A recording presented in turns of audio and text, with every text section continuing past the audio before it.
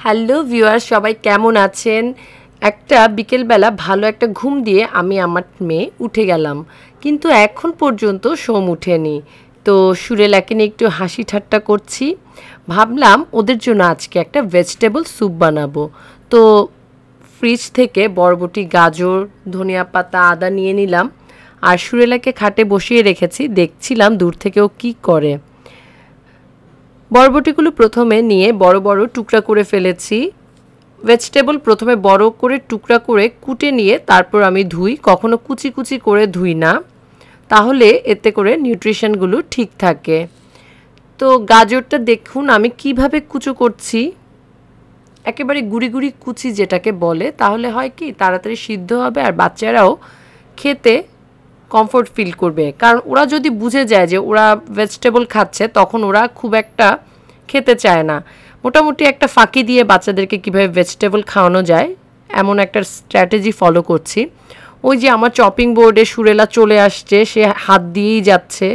সবসময় কাজে হাত দেওয়াটা সুরেলার একটা অভ্যাস। আসলে সুরেলা না, প্রত্যেকটা বাচ্চাই মা যেখানে সেখানেই থাকার পছন্দ করে।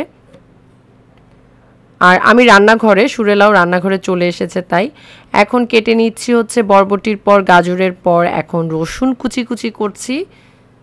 দেখুন কেমন কুচিটা আসলে মিহি কুচি হতে পারে। আমি খুব ভালো যে কুচি করতে পারি এমন না, তারপরে চেষ্টা করছি। এরপর আদা কুচি করব। রসুন আর আদা হচ্ছে ওয়ান কাইন্ড অফ মেডিসিন। বাচ্চাদেরকে যদি এটা রেগুলার আপনারা খাওয়াতে পারেন, তাহলে ওদের সর্দি কাশি থেকে শুরু করে বিভিন্ন ধরনের রোগ থেকে মুক্তি লাভ হবে। সো যেভাবেই পারেন সবসময় মাথায় রাখবেন আদা রসুন যাতে ওরা খায়। আদাটা তো খেতেই হবে। তো ঠিক আছে, এই যে আমার মেয়ে আবার হাত দিল। তো আমি বললাম যে হাত যখন দিচ্ছ সুন্দর মতো দাও, তোমার হাতগুলো দেখুক সবাই, গুটি গুটি হাতগুলো সবাই দেখে ফেলুক ক্যামেরায়। তো এই যে আমার মেয়ে এখন এটা ওটা করছে, ওর একটু ভিডিও নিয়ে নিলাম।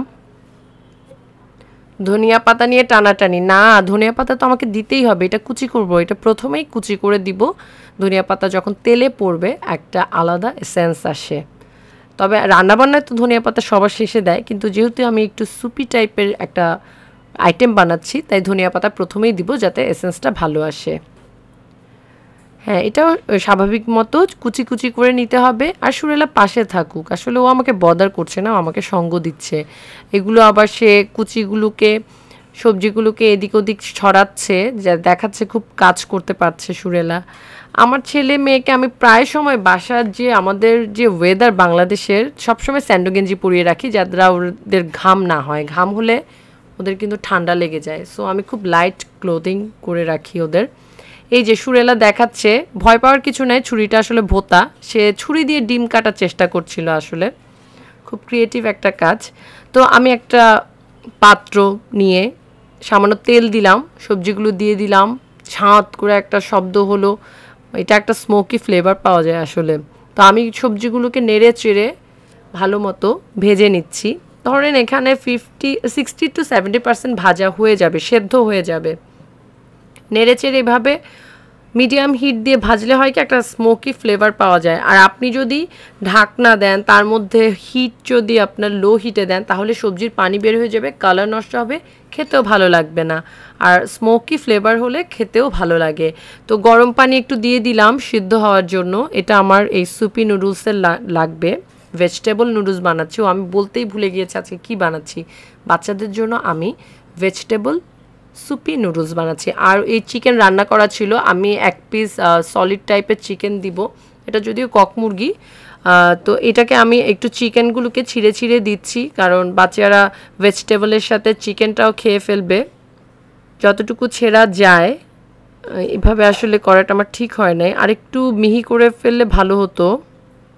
আচ্ছা, নাড়িয়ে চাড়িয়ে দিচ্ছি, ভালো মতো নাড়ালাম।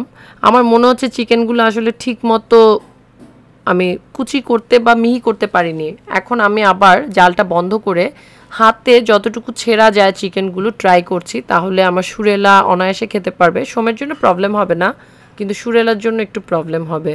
তো এইভাবে আমি চিকেনগুলো ছিঁড়ে নিচ্ছি। আর এটা একটা বোন, মুরগির হাড্ডিটা থাকুক, এটা থাকলে একটু টেস্টি লাগবে। এখন এই পর্যায়ে দিয়ে দিচ্ছি একটা ডিম। ডিমের মধ্যে একটা ছাপ্পর আছে, এটা কোনো ব্যাপার না, এটা ভালোই। তো ডিমটা আমি দিয়ে দিব। চুলার জালটা একটু জ্বালিয়ে নিই, আমি কিন্তু চুলার জাল বন্ধ করে দিয়েছিলাম যখন আমি চিকেনগুলো ছিঁড়ছিলাম। হ্যাঁ, দিয়ে দিলাম একটা ডিম। তারপরে এটাকে ভালো মতো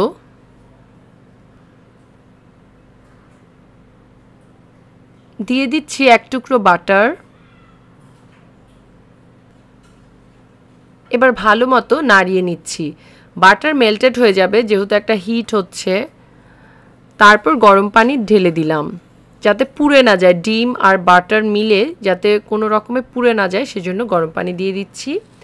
এখন 2 প্যাকেট ম্যাগি নুডলস নেন বা আপনারা যেই নুডলসগুলো ইনস্ট্যান্ট নুডলস ইউজ করেন সেটাই করতে পারেন। আমি বাচ্চাদেরকে চপস্টিক খাওয়াই, কোনো ব্র্যান্ডিং করছি না, আমি জাস্ট ইন্সপায়ার হয়েছিলাম কারণ ওরা বলেছিল যে এটা টেস্টিং সল্ট ইউজ করে না, সো আমি বাচ্চাদেরকে চপস্টিকই খাওয়াই। তো এইভাবে বাড়ি দিয়ে ভালো মতো করে গুঁড়া ঠিক না, টুকরা টুকরা করে নিয়েছি। এখন 2 প্যাকেট নুডলস ঢেলে দিচ্ছি। তারপর দিব হচ্ছে গরম পানি। যতটুকু আমি স্যুপের পরিমাণ রাখতে চাচ্ছি আমি গরম পানি ঢেলে দিব, কারণ এটা স্যুপি টাইপের নুডলস, পানির পরিমাণটা বেশি থাকবে, তাহলে বাচ্চারাও খেতে পছন্দ করবে। তো দেখছেন নুডলসটা ফুটতে শুরু করেছে, ভালো মতো বলক চলে এসেছে। এখন দিয়ে দিচ্ছি নুডলসের মশলা, 2 প্যাকেট মশলাই দিয়ে দিব।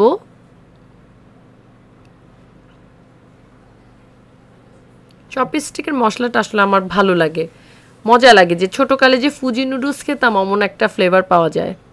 তারপর পরিমাণ মতো লবণ, লবণ যতটুকু পারুক কম দেওয়াই ভালো। তারপর দিয়ে দিচ্ছি গোলমরিচের গুঁড়া, বেশি দিব না, বেশি দিলে আর একটু ঝাঁঝটা বেশি হয়, মজাটা বেশি লাগে, কিন্তু আমার বাচ্চারা আবার ঝালের পরিমাণ কম খায়, তো আমি আধা চামচের মতোই দিলাম।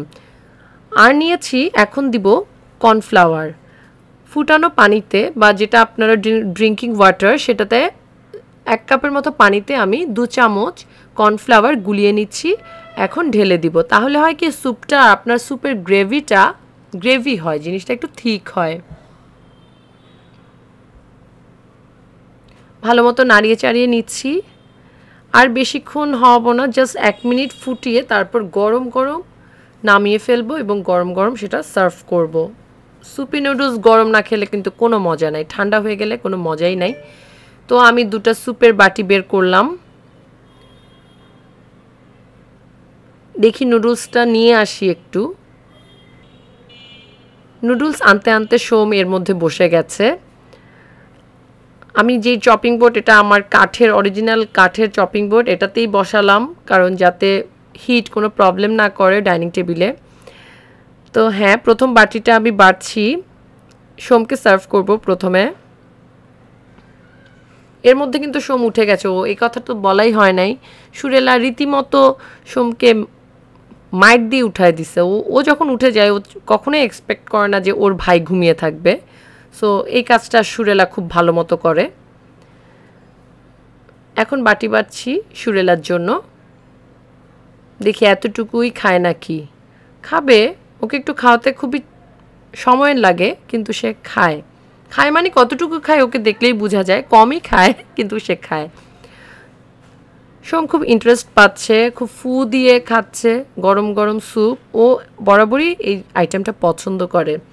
আর আমি এটা দেখানোর কারণ হচ্ছে বাচ্চাদের একটা নর্মাল সমস্যা যেটা বাবা মারা ফেস করে, বাচ্চারা সবজি খায় না, ভেজিটেবল খায় না, তো সেক্ষেত্রে আপনারা যদি এটা দেন, আরও অনেক কিছু এখানে দিতে পারে, ফুলকপি, ক্যাবেজ বা আদার্স আরও কিছু, মটরশুঁটি, বাচ্চারা অনায়াসে খেয়ে ফেলবে। দেখুন সুরেলা তো ফ্রন্ট ক্যামেরা দেখে কি হাসি একটা দিচ্ছে। না, আমি ভাবলাম যে একটা ড্রেস পরাই, আসলে আমার বাচ্চাগুলো স্যান্ডো গেঞ্জি ছাড়া আপনারা অন্যান্য ড্রেস ঠিক মতো দেখেনি না, তো ওদেরকে আসলে অনেস্টলি বাসায় আমি স্যান্ডো গেঞ্জি পরিয়ে রাখি, কারণ গরমে ওদের যাতে সোয়েটিং হয়, তারপরে ওরা ঠান্ডা লেগে যায়, সো ওয়েদার ঠান্ডা না হলে আমি স্যান্ডো গেঞ্জি ছাড়া কিছু পরাই না। তো যেটাই হোক, একটা রেড টাইপের বাসার পোশাক পরিয়ে দিলাম। এখন সুরেলা খুব আগ্রহ করে চামচ নাড়াচ্ছে এদিক ওদিক। খেতে পারবে না নিজে নিজে, সে ওকে ধরে ধরেই খাওয়াতে হবে। সোম ঘুম থেকে উঠে মুখও ধোয়নি, সে সুন্দর মতো খেতে চলেছে, খেয়েই চলেছে। সে আমার ভিডিও করা দেখে খানিকটা বিরক্ত। তো যেটাই হোক, সুরেলাকে খাওয়াবো। সুরেলাকে বলছে আমাকে দাও, কিন্তু না, ও নিজেই চামচ এদিক ওদিক করবে। তো এই ছিল আজকের ব্লগ। কাদের কাদের ভালো লেগেছে অবশ্যই আমাকে কমেন্টে জানাবেন, আর খারাপ লাগলেও কোনো অসুবিধা নাই, সেটাও আমাকে কমেন্টে জানাতে পারেন।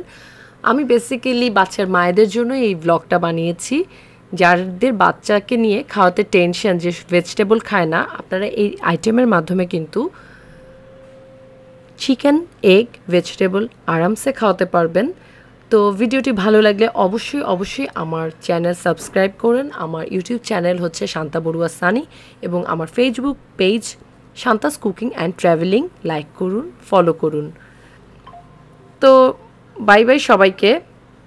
ব্লগটা শেষ করছি 2 কাপ চায়ের ভিডিও দিয়ে। চা লাভারদের প্রতি আমার অনেক অনেক লাভ। সবাই ভালো থাকেন, সুস্থ থাকেন।